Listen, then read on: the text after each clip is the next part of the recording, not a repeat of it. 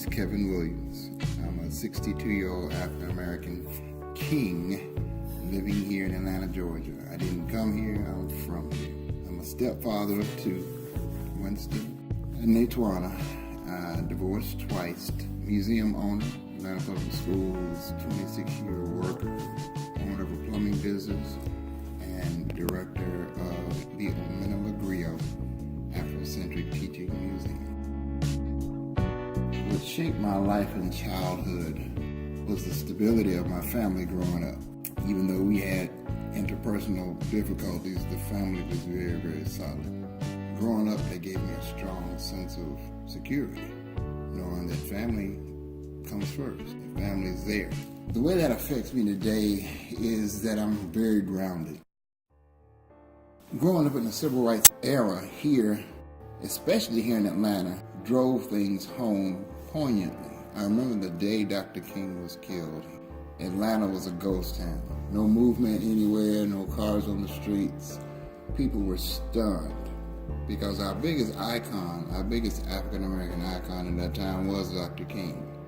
From the bus boycotts to the garbage men strike in Memphis to his We Shall Overcome speech, to his I've Been to the Mountaintop speech, he was just a predominant leader of African Americans in the 60s. And to have him killed devastated this community as an African American community, because we felt like our drum major, someone who was leading us through the civil rights, helping us navigate it without violence, helping us see that violence wasn't the answer, showing us that we could make a way to become equal, to exert our equality without violence.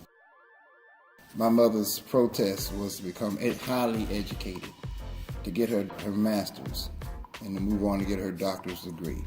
That was her form of protest, to show the power system that she was, if not equal, would excel beyond the norm. I had to deal with racism directly on several occasions as a 9-year-old, being called the N-word by a 3-year-old. In Germany, having people walk up and rub my hair and call me Schwarzer, which was the German word for dark person. And I was living in Australia, in Sydney, having people to tell me to go back to the outback, calling me an Aborigine, say I don't belong there, as I was touring back in the 70s. I went to a predominantly white school, and we had to fight every day. A cheerleader got raped, and we were all rounded up at school and told to sit in this room until they discovered that it was a white guy who actually raped her. All 5 of us started at a basketball game, and the entire PTA got up and walked out. So yes, I've experienced racism firsthand on several different levels. I had a lot of concern during the missing and murdered young men of Atlanta.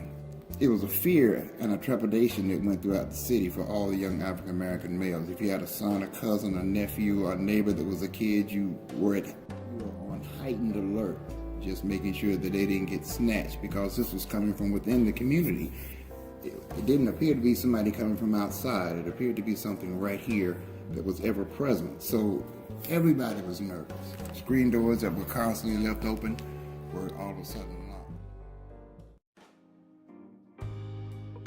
It affected me as a man today by giving me a basis for my manhood.